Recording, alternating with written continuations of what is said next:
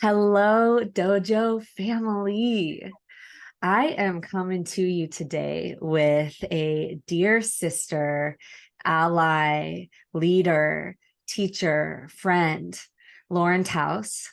And I feel so honored to bring the voice of this woman that I respect so much in the psychedelic space, in the therapeutic space, in the embodied facilitator, leader space, right? Also, an incredible yoga instructor. And I've really witnessed the full spectrum of you come online and make some real ripples out in the world over these past several years. It just keeps getting more and more and more alive, your voice out in the world. And I just feel like that's such good news for the planet. And what an honor it is to bring that voice here to the Dojo family today. And, we love to create for all those listening a highly intentional ceremonial field where we can all tune into the dojo that is our life. And so who better to collaborate with on that intention than Lauren Taus, who has made so much of her life about the ceremony of the psychedelic space. And I just respect you so much in that way. And I would love to hear, Lauren, before we even get into it, your deepest why for saying yes to bringing your voice to the Dojo family today. First of all, thank you so much for that incredible introduction. I'm feeling you, sister, and I have felt you since the moment I met you.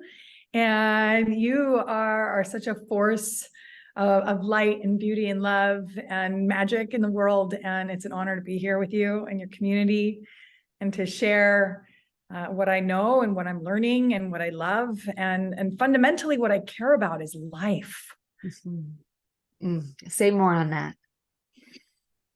Oh, what a wild, strange, stunning, exquisite, excruciating experience it is. And I want to have it all. And I want everyone else to wake up to the wonder that's right here, right now. And so much of my passion and purpose is informed by my own journey of transmutation, my own process of waking up. And, I spent a lot of years pretty dead. And there was a dying, and then there was a coma with intermittent spells of aliveness. And with a great deal of commitment, I was able to wake up. Yeah. And that journey of return, really return of a homecoming to my own innate goodness, to my own heart, which is the journey I want everyone to take. Wow. Was supported by so many beautiful humans, by so many beautiful plants, by so many beautiful compounds, by Mother Nature herself, by myself, by God, by my mother who's deceased, by my father, by my brother, by my friends, by the communities that have been in my life, and by the teachers and the teachings and the books. Like, thank you. And gratitude is really the bedrock of my being. And I say thank you to the intimate library of lessons that lives inside of me and that I continue to expand upon. And I really, I work with several books in the morning. One of them is Mark Nepo's The Book of Awakening, which has been with me since 2017. And it's a daily reader. And today's was it really had me in that beautiful commingling of grief and laughter. And it said I think the language was the sun keeps shining even when people are blind. Yeah. And I just want people to open their eyes. Wow. I got chills so many times during that transmission. I'm going to need to listen to the opening of this episode as a part of my gratitude practice to really feel the aliveness that you just activated every day. I recommend for a week, just listening to that 3 minutes. Oh, wow. Thank you. Yeah. One thing that's really impacted me as I've witnessed your journey is even through social media, I see you share your gratitude journal that you really, and I like to hold my finger on the story and read what you really are grateful for. And I feel like I've gotten to know you better through witnessing your devotion to that practice and the simplicity of gratitude and your commitment to that practice. I feel like it gets cliched gratitude. We always talk about, presence, what you're grateful for, and think about what you're grateful for.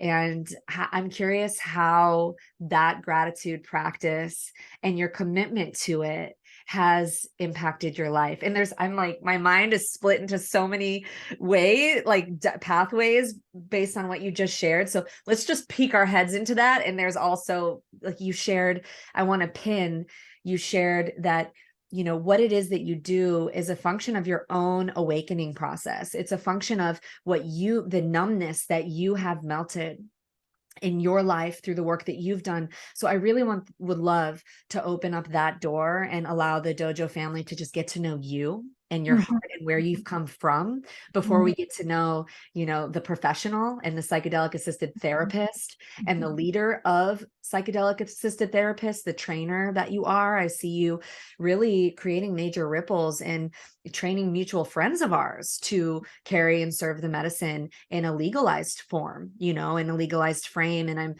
there's so many conversations that I want to dig into with you around all of that. But first, let's start with gratitude. And I'm curious, how did that move from cliche, like I'll think about what I'm grateful for, to a deeply embodied practice, and what has that led to in your life? Yeah, it was actually had my therapy session right before we jumped on, and my therapist has been with me for a very long time, and she knew me when my mother was alive. My mom passed away 8 years ago. And I recently had a deep healing with my mom in an ayahuasca ceremony, which was an answered prayer that I was holding for many years now. And we were also doing some mama work in my session. And, I've never met a client, myself included, that didn't have mommy daddy issues. I think as a little girl, I had a lot of existential distress. Perfectionism landed really early. I was not a happy kid. I like to say it's never too late for a happy childhood. My inner child is alive and well and plays daily, and is learning new ways to do so. And I celebrate and encourage her in that way. But I was a good kid. And one of my favorite poems is Mary Oliver's Wild Geese. And the first line is, "You do not have to be good."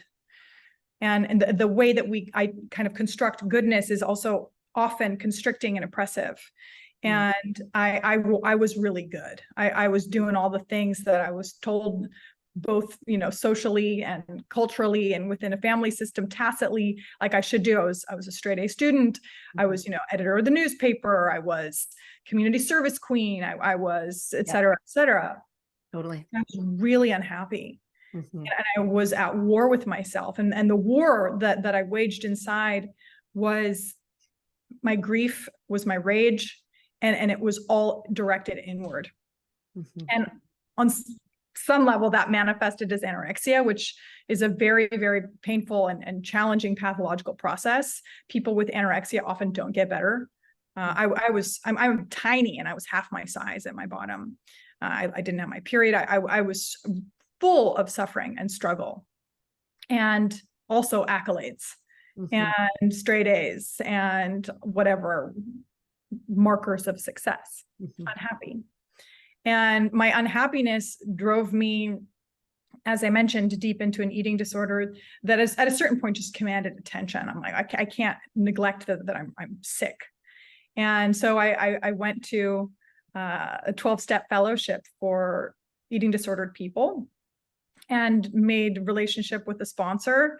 My first sponsor was very unlike me from a visual perspective and a historical perspective. She was a Black woman from the South, 50 years my senior, different religion, also struggled with a crack cocaine addiction, spent time in jail. And this woman reflected back to me that she'd never seen the gravity of self-hatred that she witnessed in me. And that rattled me.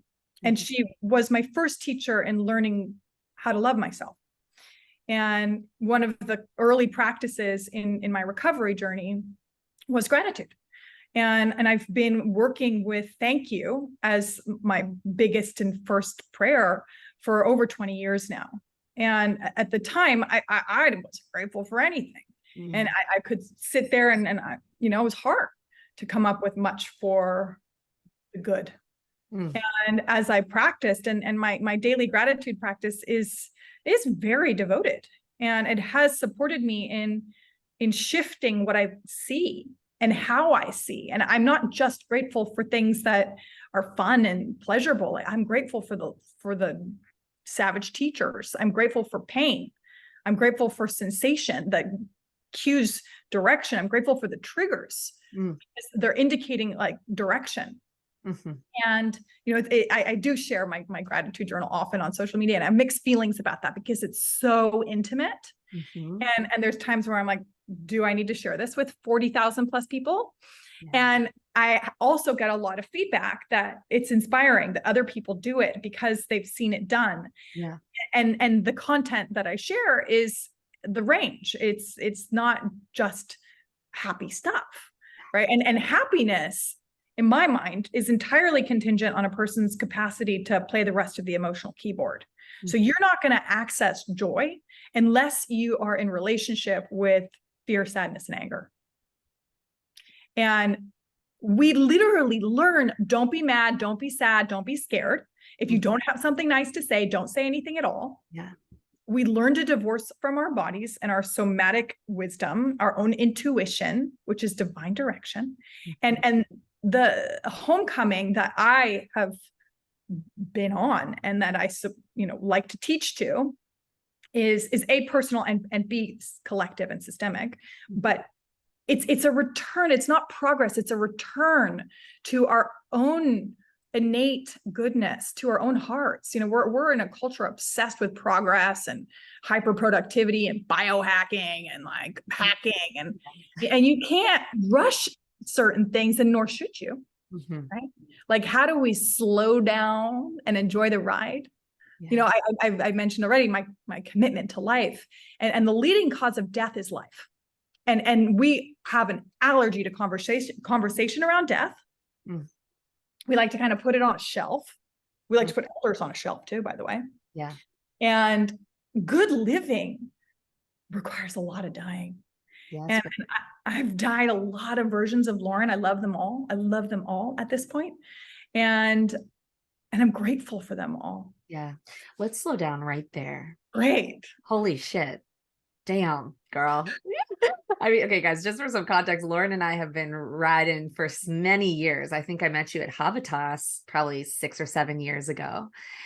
And just to feel you, I've been in Colorado the last year and a half, just back in LA. We haven't seen each other in the physical since I've been back in LA. And I share this analogy a lot that, if you watch a child, you live with a child that's turning from 1 year old to 2 years old, and you're with that child every day. It's hard to tell the growth because you see that child every day. But if you don't see the child for a year and then they turn from 1 to 2, the next time you see them, you're going to be like, whoa, you're so big. How did this, and I kind of having that sensation with you where I feel like, wow, like I haven't just dropped in and jammed with you in at least a year where we've just really gone for it. So this is, y'all are here in the first time where we're just going for it.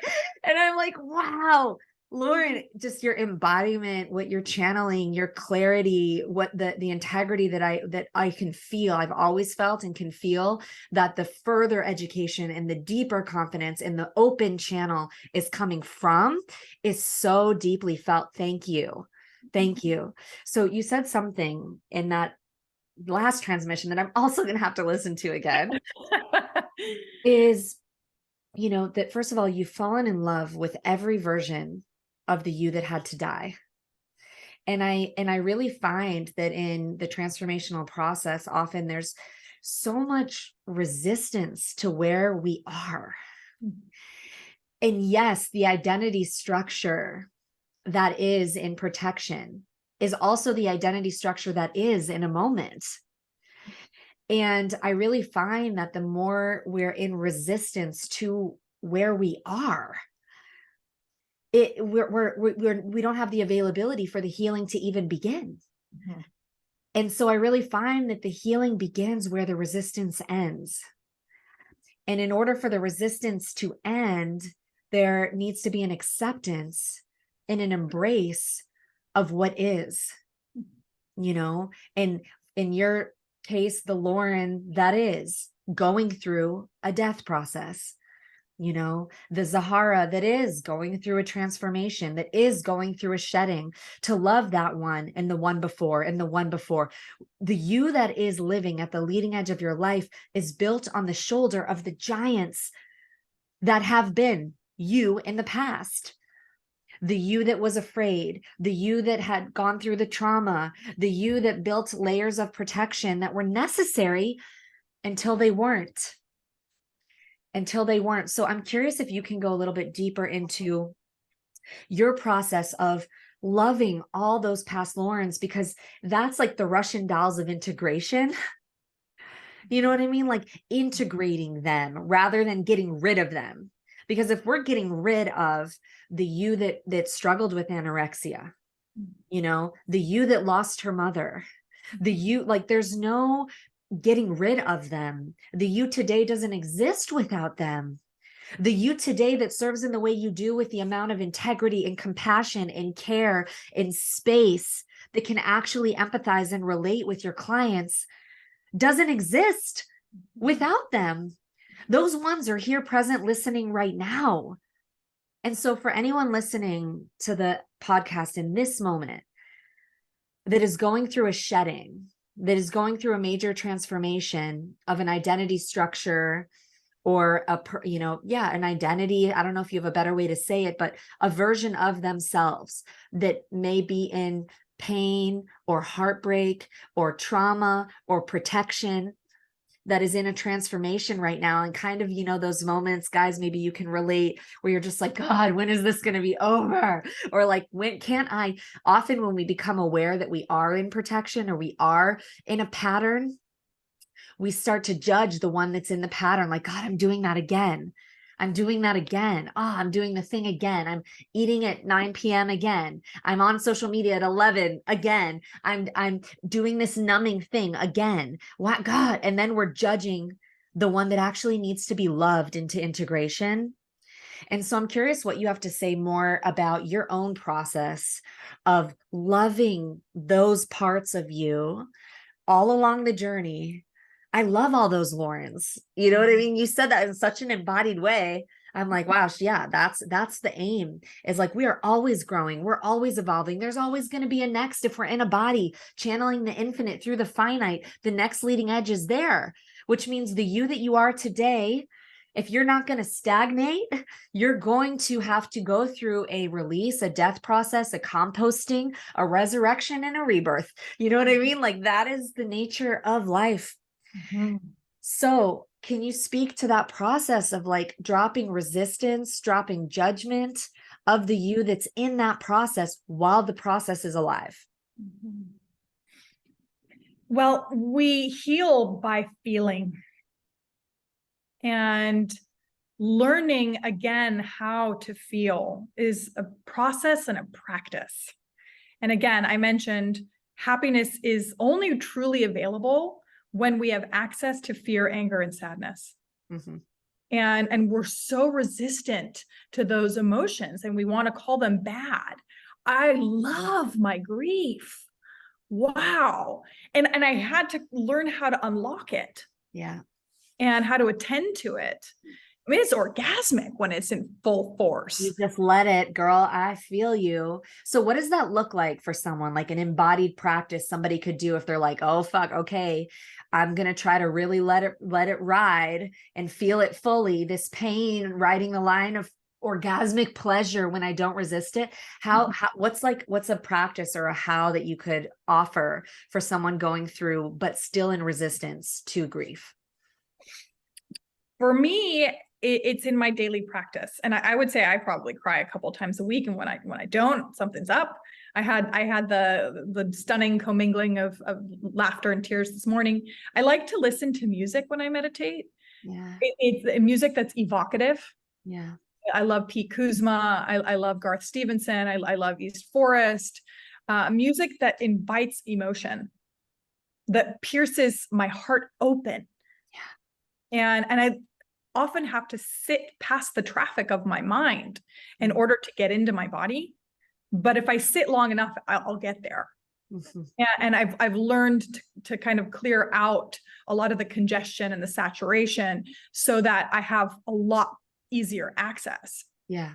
And I highly, highly recommend regular daily movement of any kind. It could be just a simple walk. Mhm. Dance is a big, big medicine. And so often dance is sort of, and singing too. They're such vulnerable practices. Yeah. And we get into judging our movements or our sounds. But when we can maybe just notice the judgment and say, hi, okay, bye, and keep going, there's so much release that way. You know, life is an action sport, not a cognitive exercise. And you can't think your way into your grief. You don't think feelings at all. You don't. It's in and through the body, it's sensation.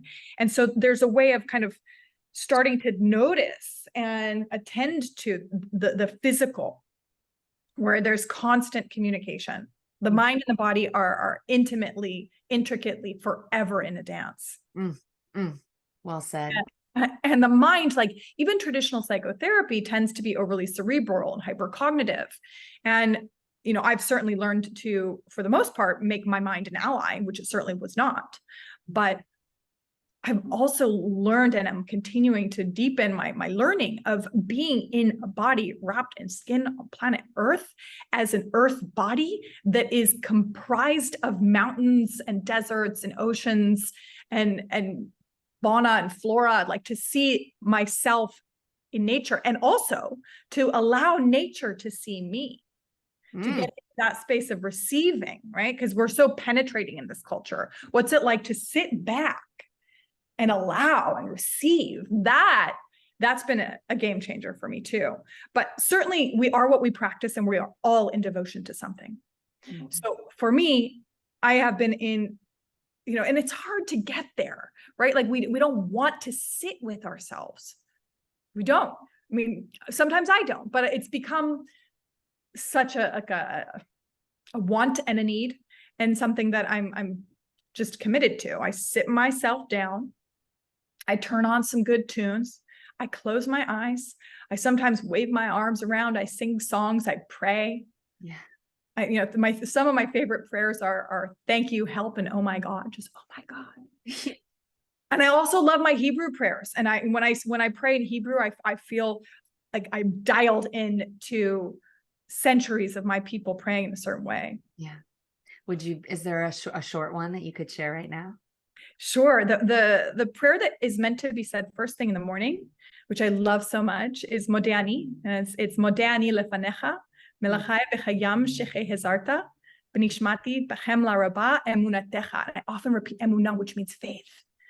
Like I choose hope and optimism in a world that looks pretty scary. Wow. I always choose hope and optimism. Wow. Like Viktor Frankl style. Wow. You are the prayer, Zahara, and it's a prayer that the Jews have been saying in the morning when they open their eyes. It means thank you. I stand before my highest self. May I have the courage and the faith to act accordingly. Like, may I move from that place. And we all have self energy. We all have the answers to the questions that we're asking.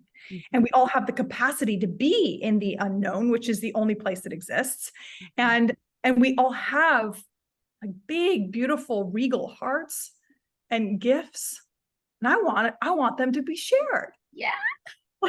Wow. You know, Lauren, I'm wondering two things. One, if you have a Spotify playlist that we could share in the show notes that anyone listening could actually utilize for their own practice, maybe with 10 songs or one that you might be willing to share. I know they're their own sacred thing sometimes, but if there's one, okay, so yes to that. So if you're listening and you want to create your own morning practice, an embodiment practice where you are getting beyond the traffic of the mind, as Lauren shared, and getting into the body, giving yourself time and space to just feel and to move as whatever it is you're feeling, move as love, move as grief, move as anger. How would anger move? Even if you can't access it yet, ask yourself the question, if I were moving as anger, what would that feel like? What would that look like?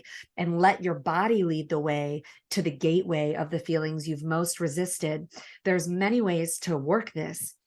So you can utilize a playlist that we'll have in the show notes. And as you shared this Hebrew prayer, I received chills all over my body.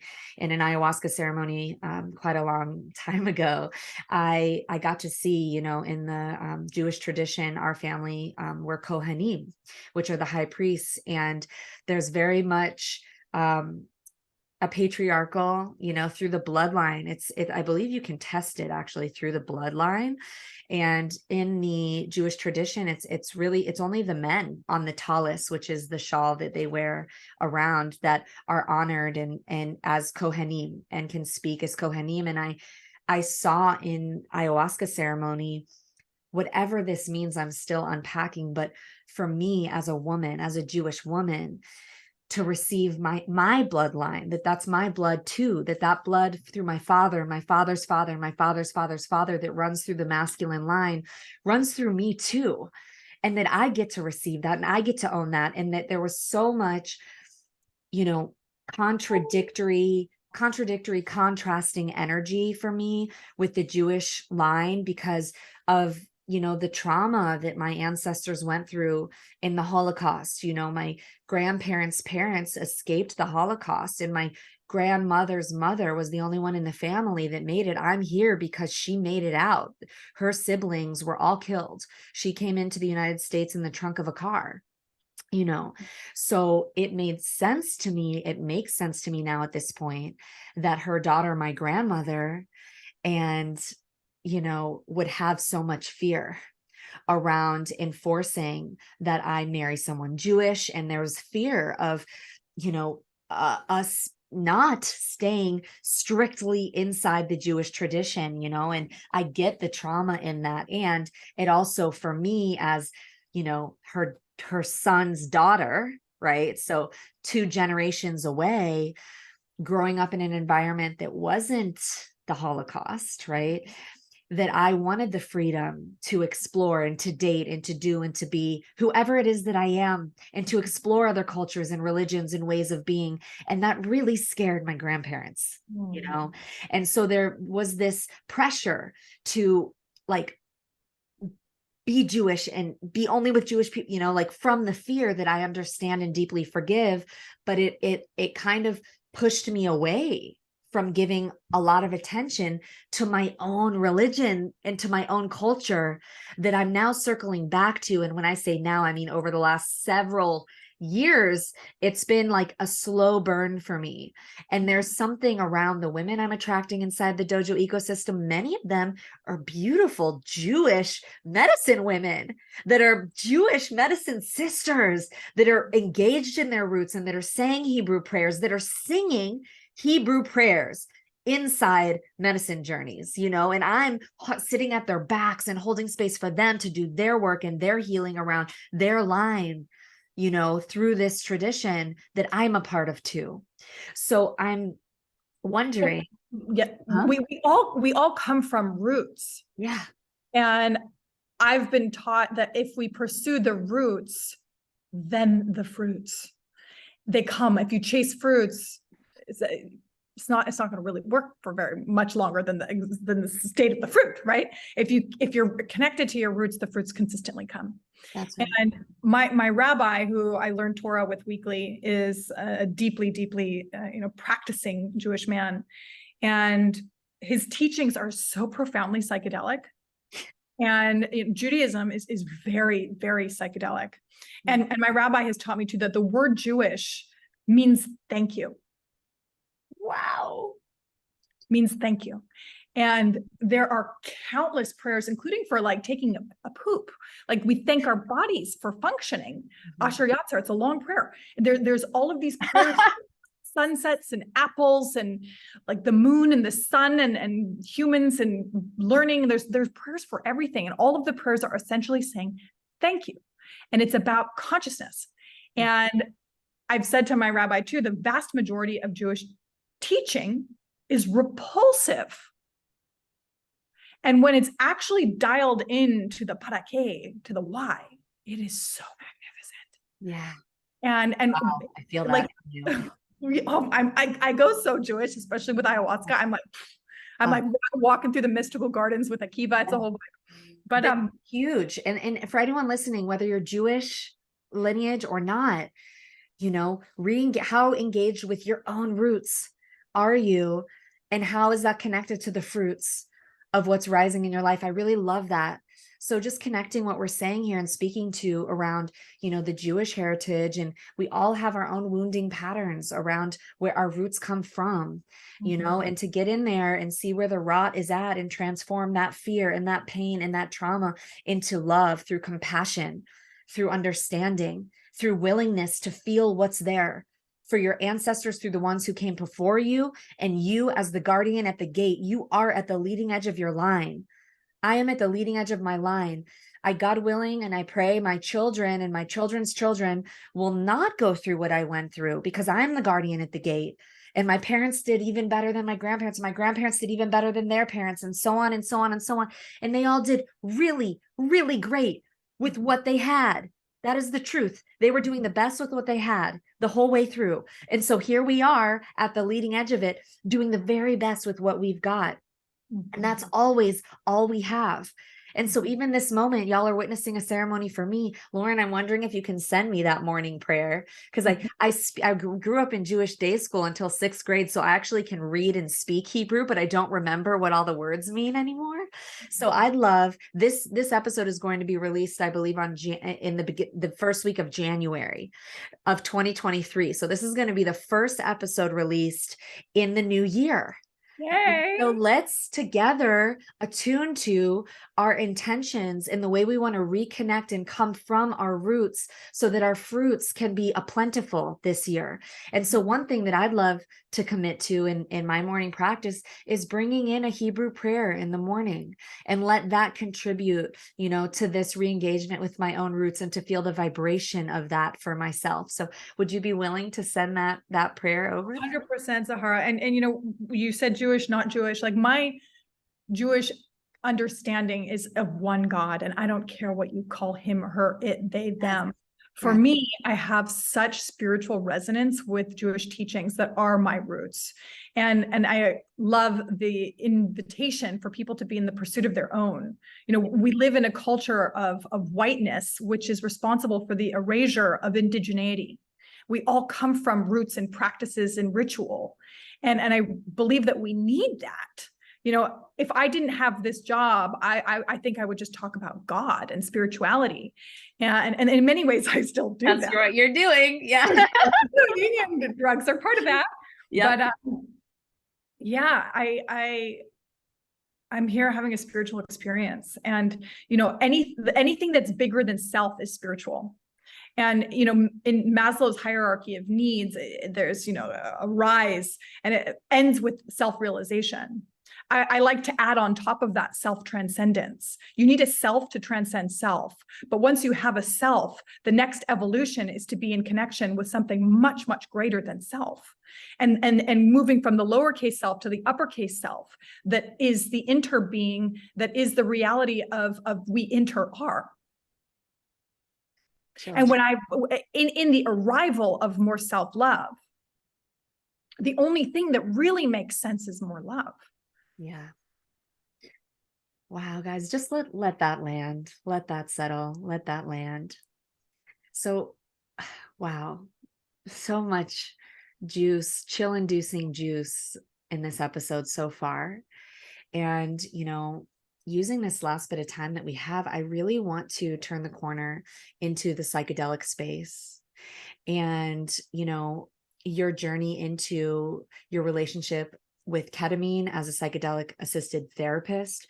My only experience with ketamine has been with you. I had my own levels of resistance to anything as someone who's very plant-based in my work with medicines. I had resistance to working with a synthetic. And so I'm really curious to hear your thoughts around that. So that's one seed to plant for you to speak on. And it was very powerful. It was right before I was about to release my house in the Palisades at the time, my relationship with my past partner. It was minutes before one of the biggest transitions of my life. And something about that experience was really supportive for me around letting go.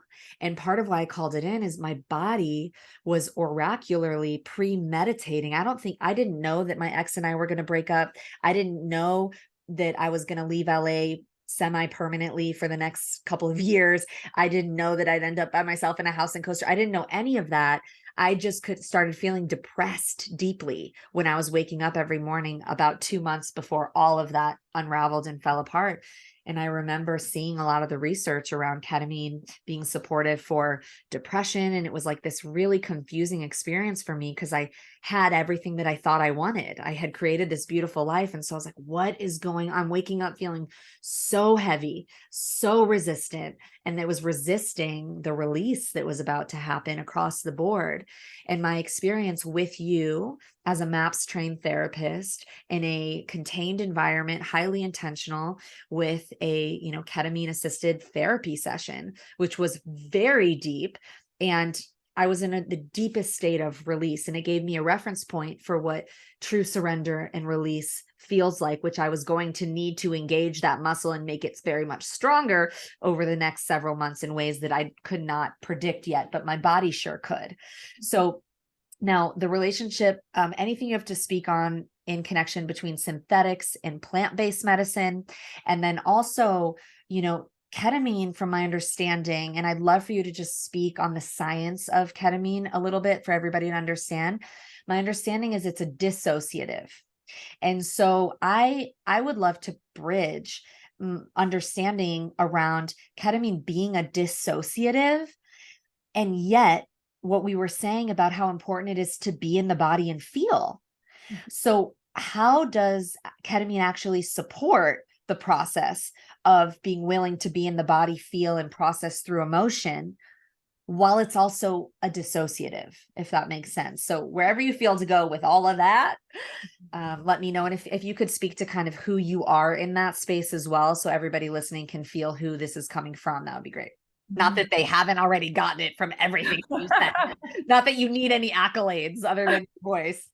Well, first of all, thank you for trusting me with that experience as somebody who's deeply, deeply committed and engaged in the plant medicine world. Mm-hmm. I myself had a lot of judgment around ketamine when I first kind of thought about it and learned about it as a tool to partner with in the realms of psychotherapy. Mm-hmm. And I just want to name as well that I'm a girl from the just say no era, from the drugs are bad era, from the drugs are for derelicts era. And so I was late to the game.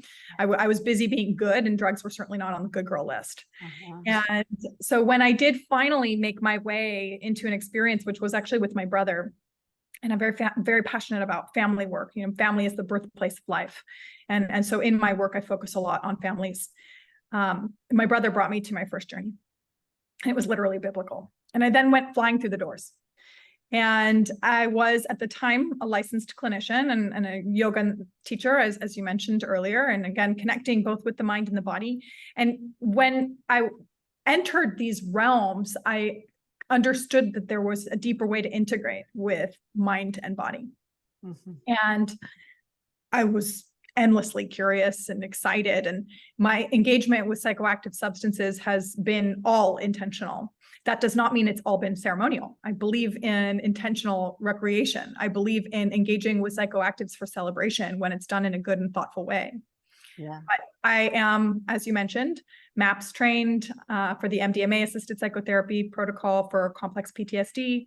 I've done multiple ketamine trainings. I've spent a great deal of time learning in shamanic spaces and circles with plant-based medicines. And, one thing that I'm very present to is that we're living in a very, very, very sick system. And so the people are appropriately unwell. And in many ways, the symptoms that people are presenting with are signs of their health. Their bodies and their minds are screaming out for help because what's happening out there is not working. Mm-hmm. And one of the greatest challenges and problems that we're interfacing with is hierarchy. Mm-hmm. And I am efforting to be out of hierarchy, including in the realms of drugs. Mm-hmm. When we position certain drugs as good and other drugs as bad, mm-hmm. we are participating in a great deal of judgment that ends up harming people. One of my mentors and friends is a tenured professor at Columbia University. I recently lectured in his classroom, Cool. Carl Hart. And Carl is an advocate for really some of the most vilified drugs. And based on data that he's researched in the lab for 30 years at places like Columbia and Yale. And I want to check any bit of judgment that I have about anybody's drug use and any drug that they're using. So I want to start with that, because we need to acknowledge when we're talking about drugs, the war on drugs, the impact on communities of color. We need to talk about like how we're thinking about drugs, how we're conditioned to think about drugs. Thank God for synthetics. I love 5-MeO-DMT. I'm grateful for synthetics. The bufo, like Alvarius toad, is being hunted and tortured. I don't want to participate in that, right? I'm just not interested. And my greatest teacher, my greatest personal teacher in these realms is absolutely ayahuasca. Like, thank you for the dance of ayahuasca and chacruna. Thank you for the people who have carried this medicine and the tribes. Thank you, thank you, thank you, thank you. It is pure Shakti life force energy that has taught me how to see the good in everything, including the most grotesque pain. And how to see the sacred and how to stay hopeful, right? That being said, I also love, MDMA. MDMA is an amphetamine. Ketamine is a chemical cousin to PCP. Okay. And these drugs are incredible. Like the results that have been, researched and studied through the FDA trials with MDMA are astonishing. People with complex PTSD with diagnoses for 17 years who've been incapacitated are better and are able to stay well years after the treatment. Okay. I'm not going to fight with data. I'm not going to fight with results. And I really feel very passionately about getting off the high horse, judging anything and anyone in the realm of anything, but certainly with drugs. Wow. I feel it all dissolving as the words come out of your mouth. Damn. Yeah, I feel you. And I've been in many plant circles where people are like, I wouldn't touch a synthetic. I'm like, okay, like keep judging. Aren't you supposed to be more magnanimous? Aren't you supposed to be kinder? Like, why are you so judgy? I hear that. Like you're not getting the memo. Like I was once in an ayahuasca ceremony where I was like, oh my God, ayahuasca, you're everything. And she's like, I sit in circle with the others. Yeah. You can choose me, you can prefer me, but don't make me better than. Oof. Wow.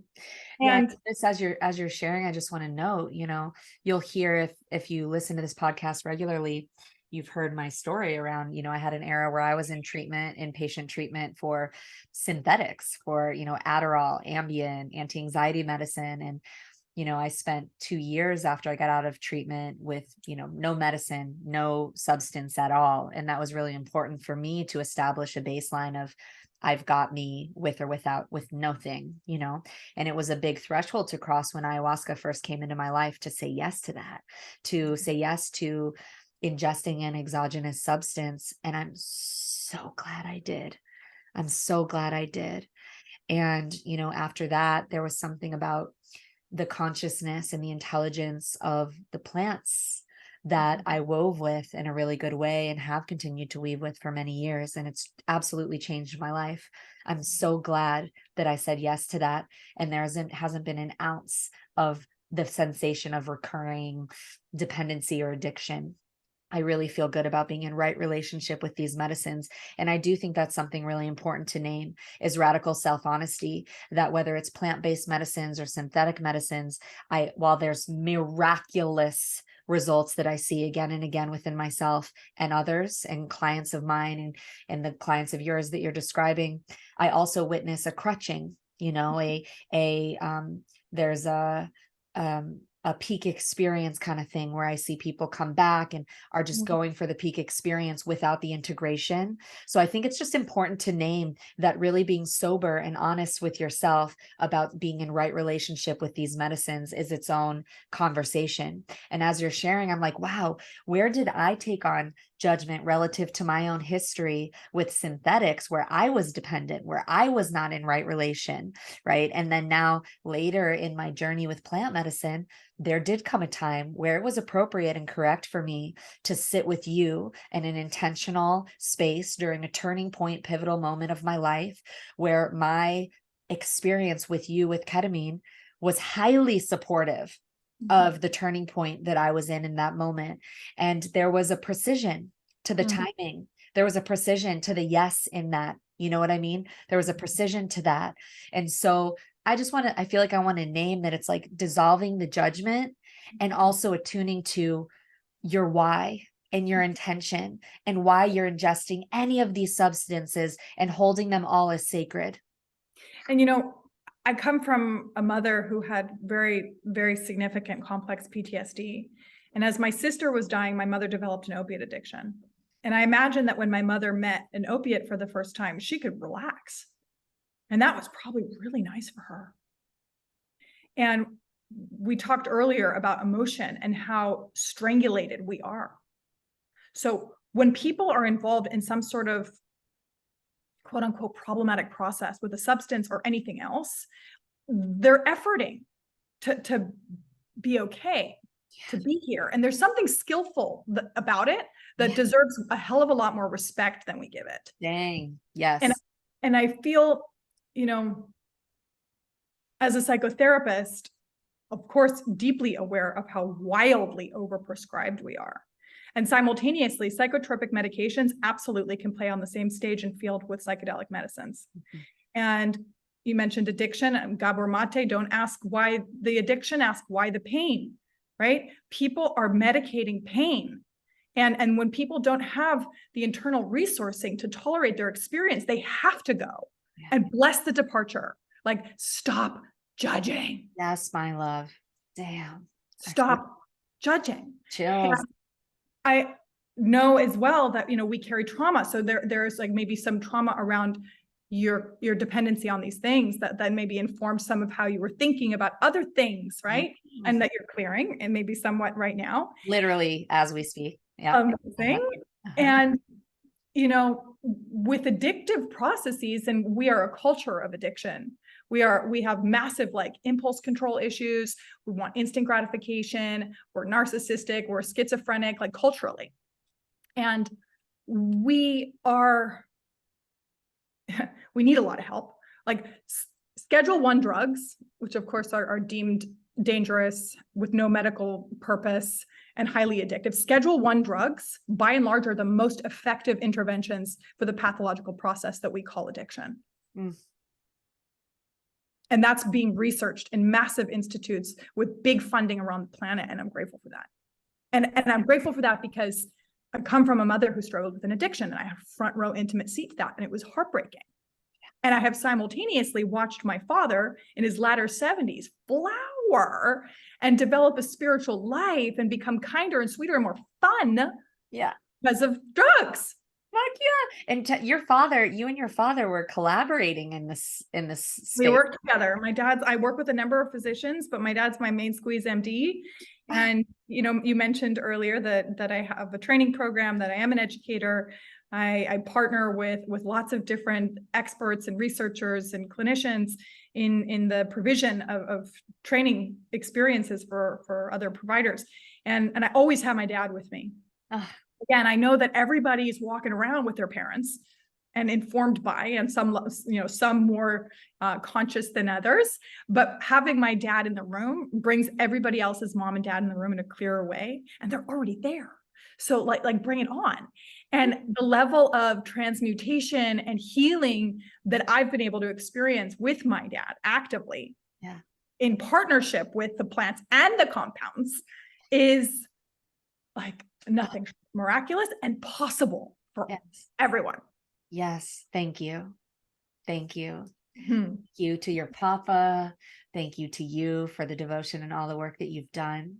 I would love for you to speak into ketamine specifically and the action on the physiology, and also the piece around, you know, how the dissociative effect actually supports a deeper level of embodiment. So ketamine is a dissociative anesthetic. It is one of the top 10 global medications. It's pretty much in every hospital around the planet. It is very, very safe. There's very few contraindicated conditions or medications. There are some, but very few.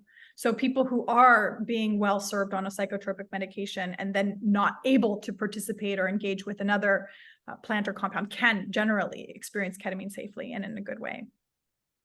Ketamine is also, often talked about as a horse tranquilizer. Yes, it's used in veterinary medicine. It's common in pediatrics, and it is many things. It's many, many things. I work with it both in psychedelic dosing and in psycholytic dosing. So that means either I'm efforting to trip someone, I'm efforting to create a non-ordinary, extraordinary experience, a round trip kind of ticket to wherever consciousness goes. And then in the psycholytic dosing, it's essentially disarming and softening and allows a person more access to self and essentially a social lubricant of sorts. I'll talk a little bit more about the psychedelic dosing. So it meets each system differently every time. Some people experience sci-fi, like wild shapes. It's been likened to ayahuasca by many people. Some people access repressed memory, have different visuals, have visitors from the past or loved ones. I mean, it is any and everything, right? Ketamine also works to take down the default mode network, which basically is policing our cognitive processes and allows for conversations to happen in the brain that are not typically available or possible. And, there's a neuroplastic piece of it where new neural networks are starting to develop. I find that like any sort of like timeout or shift from our normal ways of thinking and being and engaging can present new content. Personally, I access more emotional content as I'm coming out of the experience. Some people will start and immediately cry. A lot of people experience a lot of embodiment. But even if it is just the time out, it generally translates into more joy and embodied experience. Right. And that's what makes it so good for depression or suicidality. It's like a real proper timeout. And in these higher doses, ketamine is also ego dissolving. Now it's ego dissolving in such a way that, of course, there is a loss of sense of self, but you'll be present to that. And then in the lack of self, you sense more of what you're part of. And that is so useful for death and dying, and also the death and dying of living, right? Like not literally, but you get like, oh, it's okay to let go. Like I'm part of something that will continue. I can rebirth myself. I can actually let this body go. And it's a very powerful and beautiful tool. I in many ways work with it because I can, right? I have a clinical license and I believe that interruptive experience is necessary for change. Yeah, I hear that. The ultimate pattern interrupt. Yeah. Yeah, that it really can serve as the ultimate pattern interrupt, the ultimate pause. I love how you shared the ultimate time out of the normal loops that you find yourself, the time out of the normal loops you find yourself in, the time out to really receive what's true and what's next in the space. Which sidebar, like that's Shabbat. Oh, yeah, bring it back home, mama. T-O, put it down, stop. Yeah. Right? Like just relax already. Yeah. Invite this, relax. Sing, pray, gather with your loved ones. Like, get here. It's good here. Get here. It's good here. And let's all just take a moment, to feel that as we start to close out and wrap up this time with Lauren, which just feels like the very tip of a very deep and large iceberg. Just feeling where you are now, your feet on the earth now, your breath in your body now, the beauty that your eyes can capture now, You know, what's here now to Mhm. presence and truly be grateful for, to bring it back home to the beginning, you know, to thank you as your biggest prayer. And I really believe that we can all find something to say thank you for now, something to say thank you for now, and let that lead to your next thank you, and the one after that, and the one after that. And as Lauren shared in the beginning, you know, all the thank yous are not just for the things that feel good in the moment. Some of my biggest thank yous are for some of the most challenging things that I've been through in my life, because they catalyzed me into my next evolution, into my next level of empowerment, into my next level of self-respect or self-trust.